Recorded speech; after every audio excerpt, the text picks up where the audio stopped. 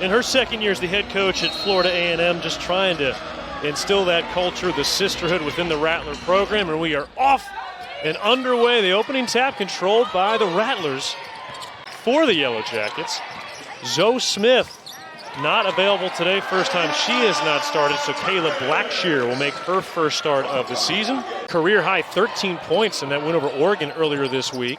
Hit 3 threes in that game, and she made the all-tournament team in that tournament.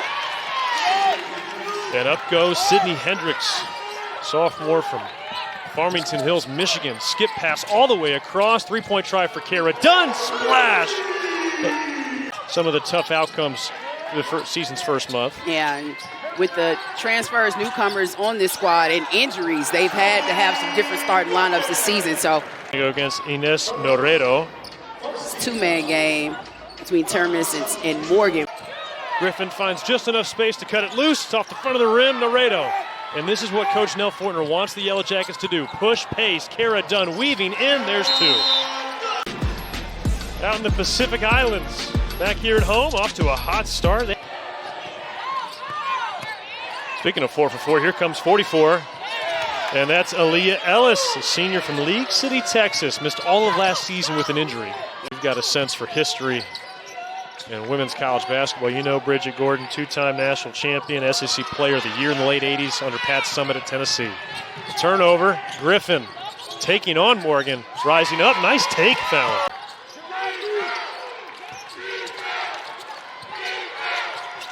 There's that vision from Termis down low. She feeds Kara Dunn, who so far today, Fallon, she's already got 5 points for her this season, and she's had an incredible start. The leading scorer for this team, or for the Jackets to start the season, averaging about 14 points a game. Nice move from Sydney Hendricks.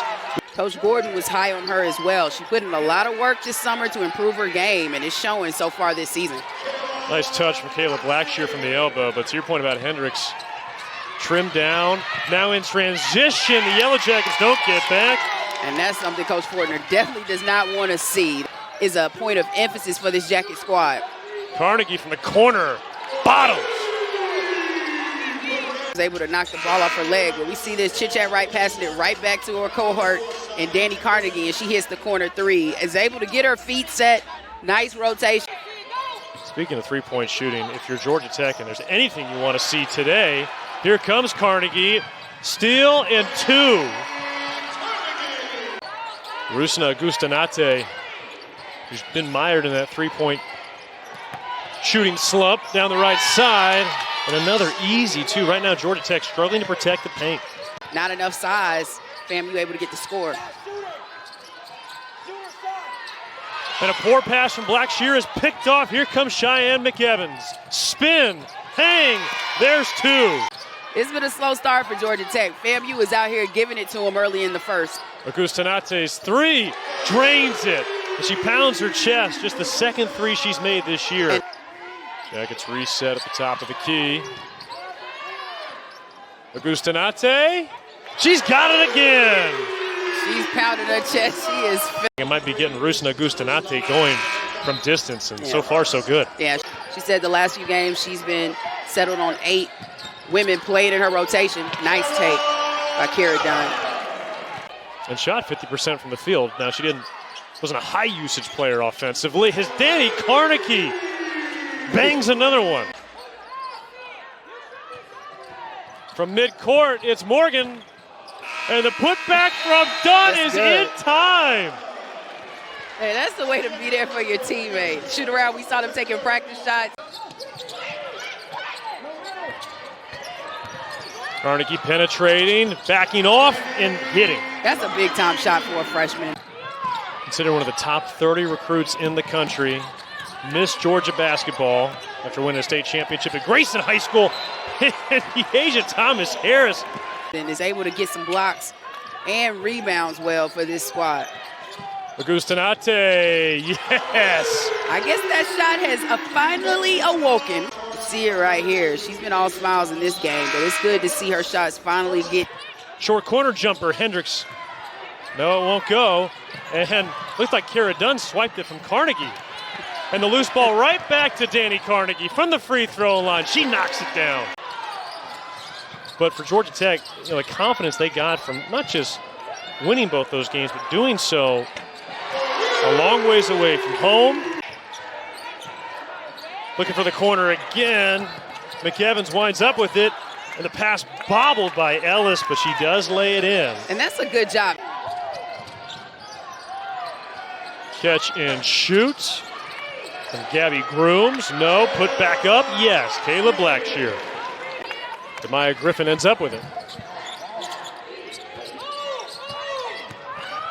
Ellis turns off balance. That's nice a finish. Big move. I mean, Coach Gordon very high on Ellis. She's been a good addition or a good player for them in this one against Georgia Tech.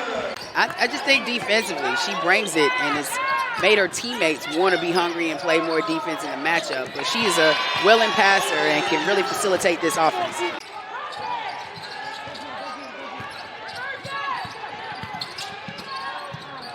Blackshear reels in the pass, big-to-big passing foul.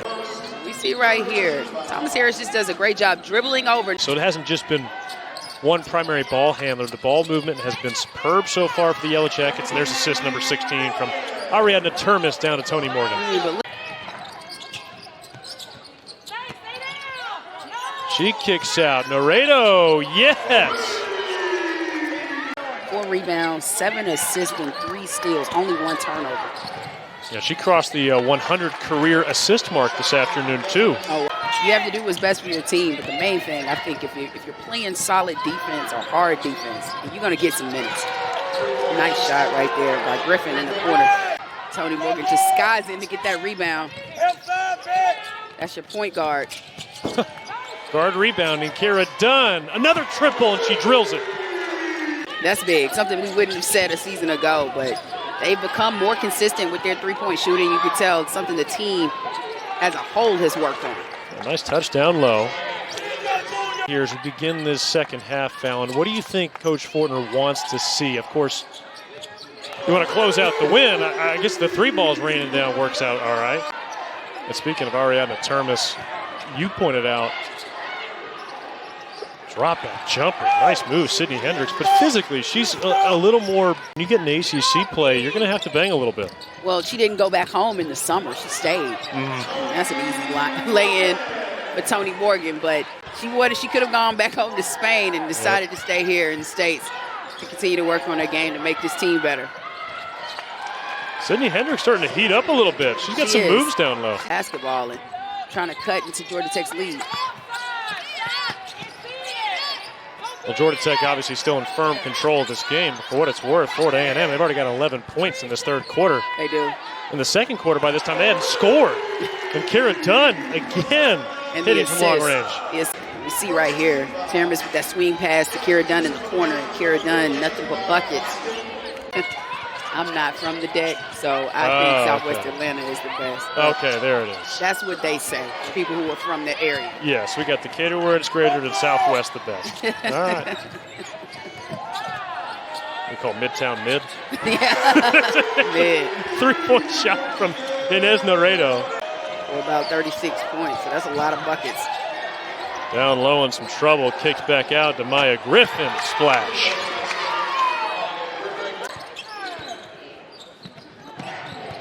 Nice pass down low from McEvans and Demaya Griffin on the cut. She finishes. And that's good work. Super Rots. Aaliyah Ellis spins. Count the basket. She is giving FAMU a post presence. Look at her attacking Termes. Really slowing Georgia Tech down. They look very sloppy. Able to get the ball to chit-chat right to try and control the offense. Right, crossover, and she knocks it down. The idea you can create for yourself late in the clock that's a critical skill. That's big. You need that out of your point guard. Super Rots drives down the baseline. She kisses it off the window. Final 30 seconds. Termes, a long 2. Splash. If she can shoot it, you got to guard her. Field goal percentage defense in the country. They lock in. That's something he's been big about since he's been there. Brings high energy.